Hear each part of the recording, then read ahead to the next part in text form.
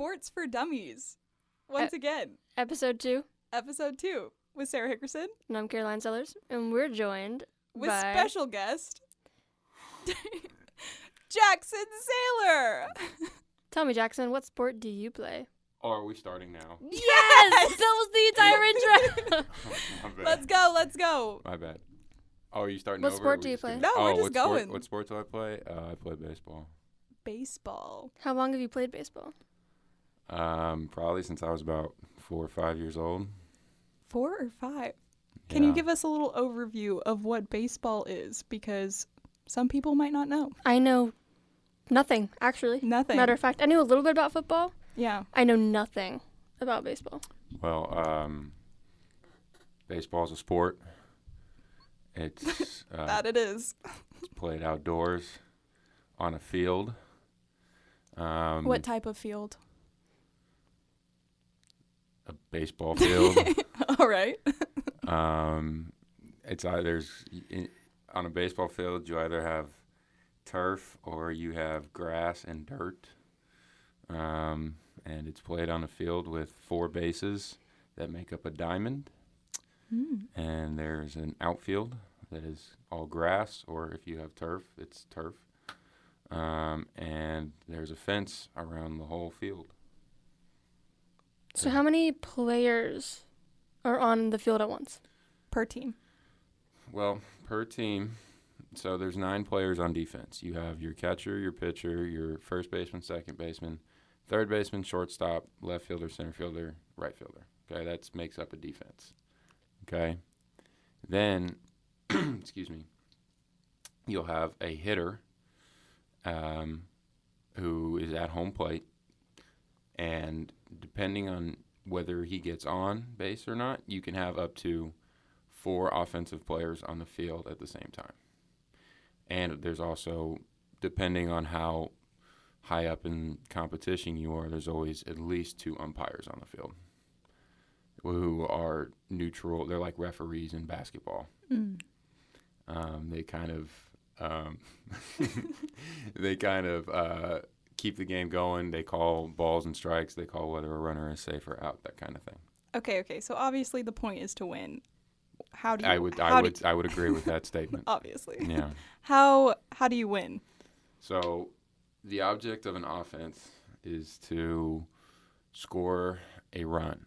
A run in baseball is essentially a point in a lot of other sports. A run, basically, in order to score a run, an offensive player has to touch all 4 bases. So if a hitter, he starts out at home plate, right? Right. In order for him to score, he has to go from first to second to third and back around. It's like a merry-go-round. He has to go around the merry-go-round to score 1 run. Mm-hmm. And you try and score as many of those in a game as possible, and the team that scores the most runs in a game wins. No, one thing that I find super interesting, and it's maybe like a dumb question or a dumb observation, but I know in football, everybody has their own position and they just do that position. But one thing that I think is really cool with baseball is that no matter what position you play on defense, like you're all batters and you'll also have to be good at batting as well as your own individual position. Well, with baseball and now the major leagues, which is a whole other conversation, has gone to a universal designated hitter. A designated hitter is somebody that doesn't have to play the field, but in a game, they will hit for the pitcher. So they basically, like if you've ever played, I don't know, if like a family in the backyard will play, touch football, sometimes there will be an all-time quarterback. Basically, a designated hitter or a DH is an all-time hitter. So they won't play the field, but they will hit, and the pitcher will not hit. And then you have certain positions, like the catcher. The catchers are generally allowed not to be great hitters because they have primarily, them and the pitchers have the most important jobs on defense. And so catchers will be allowed, in air quotes, not to be up to snuff with other hitters because if they're really good at their job defensively, then that's fine. And so then you'll have other Yeah. And then you have like a first baseman. A first baseman is generally somebody that is not as athletic or quick, and I don't want to say not as athletic, but they don't have the fielding skills of, say, a shortstop or a second baseman. So they'll go over to first base, and that's where you'll find a lot of your really good hitters who are not great fielders.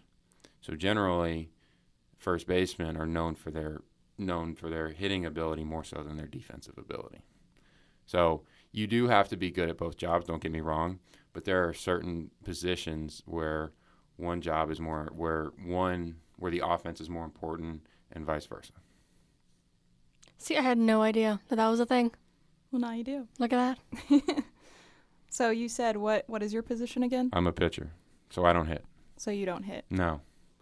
But could you hit if you wanted to? Are you sad that you don't hit? I'm not going to lie to you. I miss hitting. Hitting is very fun. I have a good swing, but unfortunately, one of the most important and underlooked aspects in regards to hitting is eyesight. I was born with a lazy eye. I had glasses at the age of 6 months old. Me too. Sarah, this isn't about you. I had glasses at 6 months old, and so, I have contacts, and my vision still is not great. So, especially now, like we'll face guys at Harding. Like when we play other teams, they'll have guys who are throwing lower 90s in terms of miles per hour, and then they'll have a slider that's like 80, 83 miles an hour, and there's just no way with my eyesight that I could pick up on that. So like the average eyesight for a Major League Baseball player, the best of the best, the average is 20/12 vision, which is ridiculous. So yeah, so I do miss hitting. I feel like I could have done it if I had been blessed with better eyesight, but Makes sense. See, I hate to be this person, You have good eyesight, but don't you, Caroline? it's almost perfect, yeah. Of course. But it's like a thing. Once I get into my 40s, I'm going to be mine. Don't worry, I'm going to get mine. But as of right now, You're still perfect. I can see pretty good. it's all right. I don't think God wanted me to be a hitter. I think He said you can have bad eyesight, but I'll give you a really good arm. Is kind of what he. Oh, look at that. So kind. It's a good way to think of it. Okay, so in other games, it's like timed. Is baseball timed? Because I don't think it is. The game itself is not. There are certain aspects that have time limitations. Like they just implemented like a pitch clock. So a pitcher will, in between pitches, it used to be where pitchers could take as long as they wanted, but now there's like 20 seconds, I think, is the time. And in between innings, pitchers will have like 5 warm-up pitches to kind of regulate the flow of the game. But at Major League Baseball, they play 9-inning games, okay, with no mercy rule. So the score could be 20-0 in the 8th inning, and they'll have to play the 9th. Now, I know for us in Division II college baseball, if a team is winning by 10 runs after the 7th inning, they'll call it. It's called a mercy rule, right? So they'll do that. But as far as like a time, like a countdown on a clock, not necessarily. But there are ways to regulate the time and the flow of the game. So what is the average time for a game, even though it's not really timed? I would say the average time, like of your average Major League Baseball game, it's probably about 3 hours. Average. Now, there are games that can be where both pitchers are doing really well. They can be 2.5 hours. There are games when offenses can just explode and a pitcher can't get an out, and they can be up to 4 hours. But your average Major League Baseball game is about 3 hours, and I would say the same goes for a 9-inning game here at Harding. It would be about 3 hours. Yeah, that makes sense. Now, you just mentioned that like a pitcher's clock was like just implemented. I think it was just implemented for college baseball. Go ahead. Does like baseball change like that constantly? Because I know this might have nothing to do with it, but the whole thing with like, didn't like the baseball season like get delayed? like, or something? Does that happen often? Like, does things change? Well, so Major League Baseball, and there's two aspects in terms of what you're talking about because they had a lockout, right? You have the Players Association, which is made up of all the players, and you have the owners, which makes up like the owners, right? And they have to come to what's called a CBA, a collective bargaining agreement, where they agree on parameters of the game, and that can encompass, pay, rules of the game, salary, all this other stuff. So once a CBA is agreed, there's a certain length that's applied.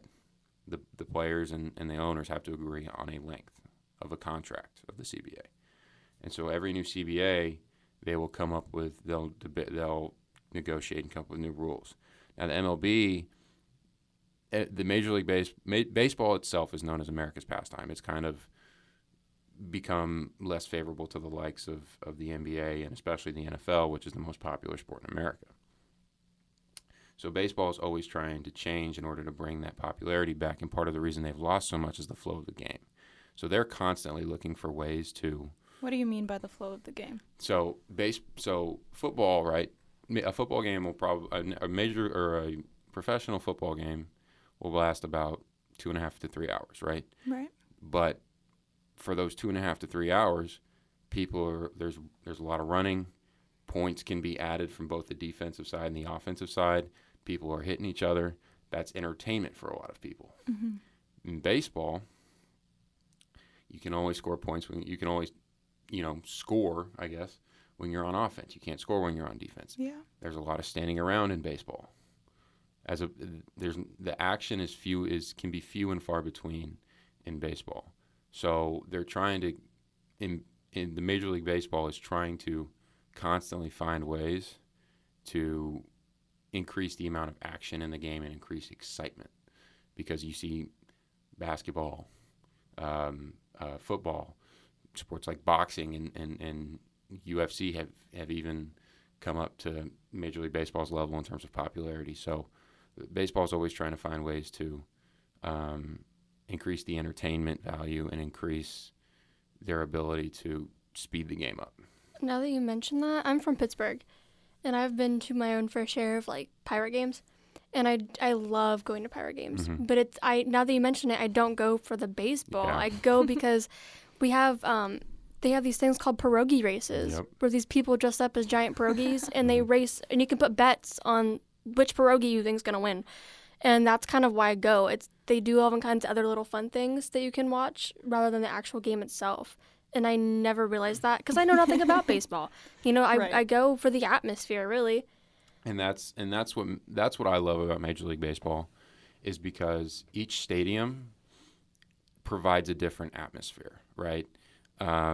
Like there's historic parks that are like Fenway Park and Wrigley Field are over 100 years old.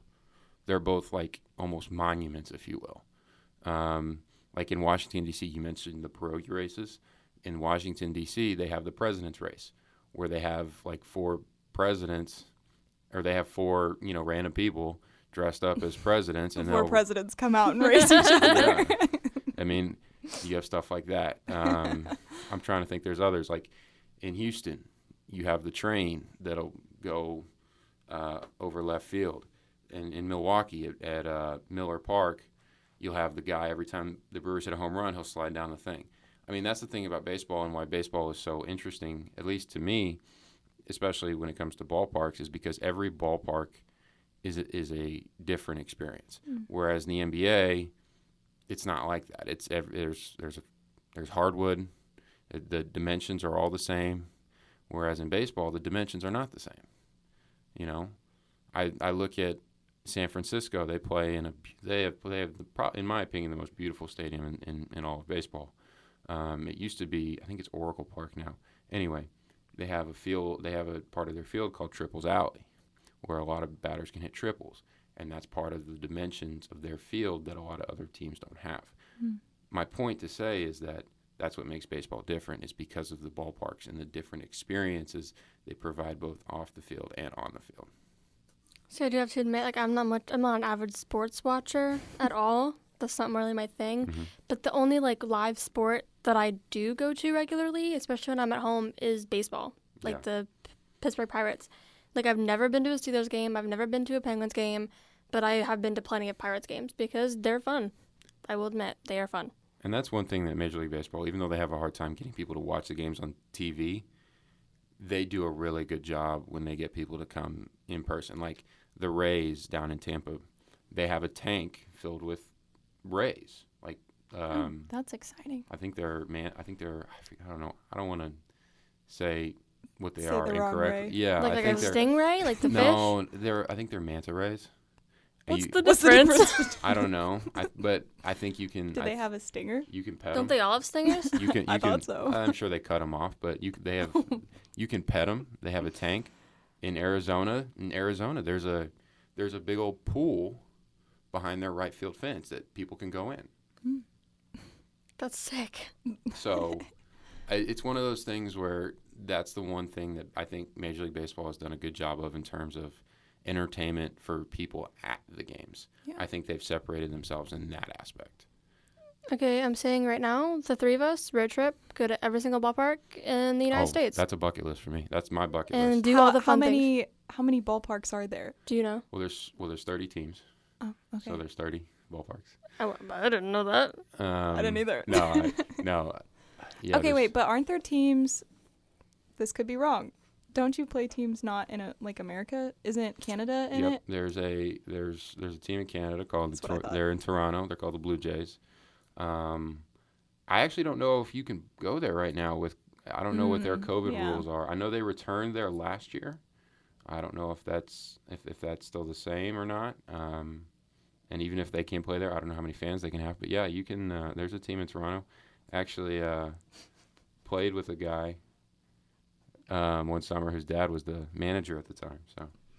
Okay, so coming back to college. Baseball. How Yep. many teams do you guys play? Well, we play every team in our conference. We play one series. I don't know how many teams are in our conference. That I don't know. And then we'll play probably about 4 or 5 different teams twice a year during, like, we call them midweeks because we play them in the middle of the week. And so, like Williams Baptist, we just played Union University, I think that's what it is. Mississippi College, University of the Ozarks, we just played last week.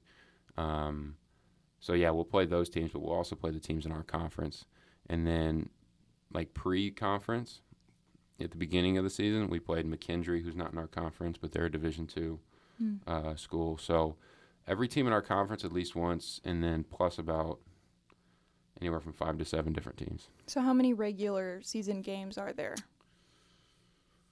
on average? I want to say there's about,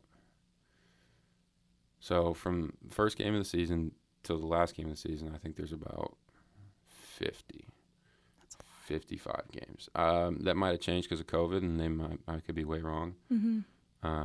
But my guess would be anywhere between 50 to 55 games. Yeah.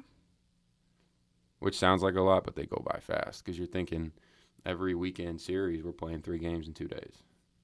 Yeah. So as a college athlete in your picture for the Harding Bisons, Mm-hmm. how far, like how was the first, what is the furthest you've traveled just for a baseball game here at Harding? Probably about 7 hours, anywhere from 5 to 7 hours. I've always wondered that. Oklahoma. Yeah, because I know I have friends on the soccer team and they travel to Oklahoma all the time. Yeah. That's not always a super pleasant drive just because it's long. Yep. Yeah. I remember, and Harding does a good job with the travel. They, we have charter buses, and Harding, thank goodness they do that because I went at junior college. We had a bus that wasn't a charter bus with broken AC. Oh no, In that's not it. in the spring in the spring towards the summer in Houston, Texas, going from. And when I got there, it was right after Hurricane Harvey hit. So you want to talk about humidity? Let me tell you what, with broken AC. So I seriously thank you Harding for doing this, because it makes those long bus rides a lot easier. So what's your favorite thing to do on a long bus ride? It depends. It's either nap or I don't know. It's going to make me sound really bad, but I don't like to read on bus rides. So I will, depends. I'll watch YouTube, whatever video. If I'm binge watching a show, I'll binge watch the show. I'll sleep. That's kind of my thing. The basics. Yeah, the basics. Kind of just keep myself entertained. Yeah. Just I can't read in the car either. I can't either. Makes me sick. Yeah, I've gotten car sick since I was like real little, probably like 5. So I really can't do anything in the car besides just sit there and stare forward. Really? Yeah. Oh. It's pretty miserable. Fun. I don't think that's very fun, Sarah. Could be. Depends on what you're staring at. What are you hooked on any shows right now? Yeah. Yeah, I am. When I was in junior college, I was introduced to a show called One Tree Hill. I started that and I never finished it, but before I could finish it, they took it off Netflix. And It's upsetting. I know. well, I had it. Chad Michael Murray. I actually, I've never seen it. I think it's basketball. It is basketball. Exciting. Yeah. No, I was introduced to it in junior college, and it was on Hulu, and I was watching it on my girlfriend's account at the time, and then me and my girlfriend broke up, so I couldn't watch it on that Hulu account anymore. Did she You know? just kept the account. Yeah, no, she knew, and she's like, "Well, you can still watch it," and I was like, "Nah, it's just, Oh, nah." that's kind of nice of you. No, I would have watched it. I would have too. no, she said that to me. You can watch it to me, and I said, "Nah, I'm good." So. Huh. Interesting. And then, so I never saw it. I never got to finish it. And then, but I liked the show. And then it came out, I want to say about 2-3 weeks ago, it came out on HBO Max. And I have my own HBO Max account. So I've been watching One Tree Hill. And in my opinion, it's got one of the greatest theme songs I've ever seen on the show. Oh, it's so good. And so yeah, that's kind of what I'm hooked on, and it's kind of what I've been watching on road trips. Cool. Caroline, do you now understand baseball? Yes. I have one last question that I thought of earlier, then I forgot, and now I remembered. What is a shortstop, and why is it called that? Because that doesn't make any sense to That's me. a good question. Because I know everyone talks about, oh, I'm a shortstop, or I want to be a shortstop, or something like that. I just don't know what that is, or why is it was it just such a big deal? So the shortstop is one. I don't know why it's called a shortstop. That I couldn't tell you. I have no idea why it's called a shortstop. So, do you know where they play on the infield? No. Okay. So on your infield, you have the diamond, right? So you have the 4 bases that make up the diamond. You have home plate, first base, second base, third base. Okay. Okay. So your home plate's at the bottom of the diamond. 1, 2, yeah. Okay. Your shortstop will play in between second and third base, but closer to the second base side. Oh. So that's. Did that make any sense? Is it? Okay. Is it the person? Oh, I don't know. Never mind. No. It's a good question.